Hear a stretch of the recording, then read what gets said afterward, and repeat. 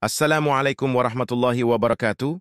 Hari ini kita akan membahas topik yang berjudul pertanyaan, kebenaran bolehkah menghadiahkan pahala kepada mereka yang sudah wafat? Apakah itu dibenarkan oleh Imam Syafi'i atau apakah itu sesuai menurut petunjuk, ajaran atau sunnah Nabi Muhammad Shallallahu Alaihi Wasallam? Pembahasan pertama. Di antara ulama atau di antara orang atau umat Islam yang menyatakan bolehnya menghadiahkan pahala pada yang sudah wafat. Misalnya dengan membaca surah Yasin, maka itu adalah bohong besar dan kekeliruan. Lihat kitab Imam Syafi'i, dan Al-Risalah. Bila mengatakan itu pendapat Imam Syafi'i, itu adalah merupakan suatu kekeliruan atau kesalahan besar. Memang pada mulanya, bolehnya menghadiahkan pahala pada yang sudah wafat, di mana itu adalah pendapat Imam Syafi'i ketika beliau berada di Baghdad, yang dikenal dengan sebutan Qaul Qadim. Tetapi setelah beliau pindah ke Mesir, Imam Syafi'i merubah pendapatnya itu, tidak membenarkan adanya hadiah pahala, di mana beliau setelah berjumpa dan berdiskusi dengan ulama-ulama besar atau imam-imam besar lain yang berada di Mesir. Perubahan pendapatnya ini dikenal dengan sebutan Qaul Jadid, pendapat baru yang belakangan. Pembahasan kedua.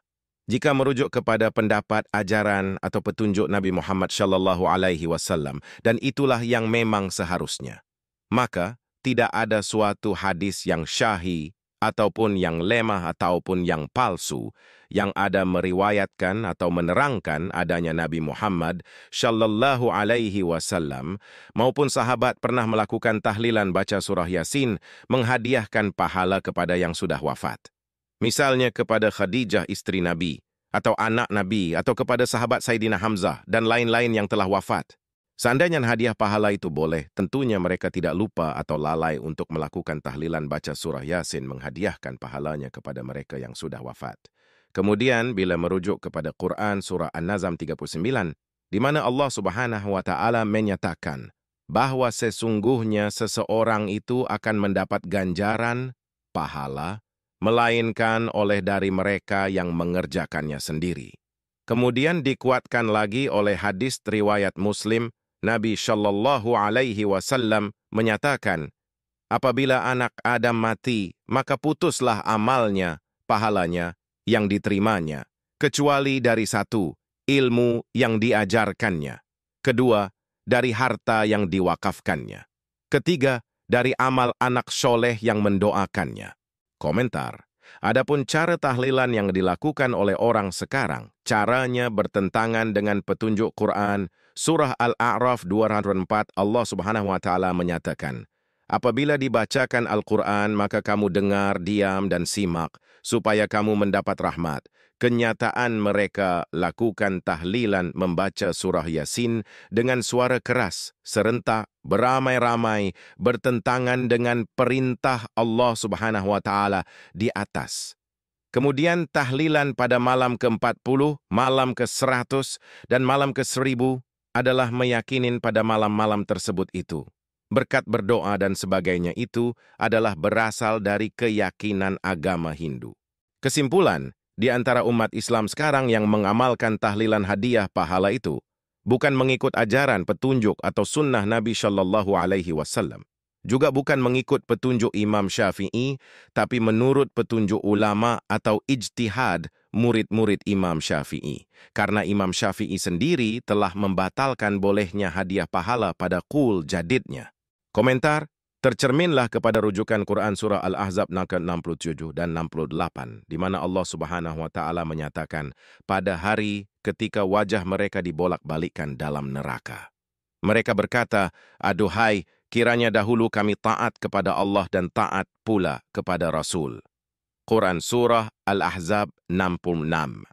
Mereka berkata, wahai Tuhan kami, sesungguhnya kami telah menaati para pemimpin dan para pembesar kami, lalu mereka menyesatkan kami dari jalan yang benar. Quran surah Al-Ahzab 57. Wahai Tuhan kami, timpakanlah kepada mereka azab 2 kali lipat, dan laknatlah mereka dengan laknat, azab yang besar. Quran surah Al-Ahzab 58. Peringatan ini menunjukkan supaya kita harus berhati-hati mengikut ajaran atau petunjuk di antara ulama belakangan. Bisa di antaranya salah, sehingga kita terjebak masuk neraka. Kemudian, hadis riwayat Muslim, di mana Nabi Shallallahu Alaihi Wasallam menyatakan, barang siapa melakukan amalan ibadah akidah yang tidak ada petunjukku, maka amalan itu tertolak, bid'ah, sesat, di neraka. Kemudian peringatan lain, hadis riwayat Muslim, Nabi Shallallahu Alaihi Wasallam menyatakan, barang siapa mengatakan mengerjakan yang tidak kukatakan, maka bersedia-sedialah ia mengambil tempatnya di neraka. Kemudian peringatan lain sesuai Quran Surah An-Nisa 59, Nabi SAW menyatakan, apabila kamu berbeda pendapat, maka kembalilah kepada Allah dan Rasul-Nya. Jika kamu percaya kepada Allah dan hari akhirat. Demikianlah pembahasan kita pada topik kali ini yang dibawakan oleh Dr. Arifin S. Siregar.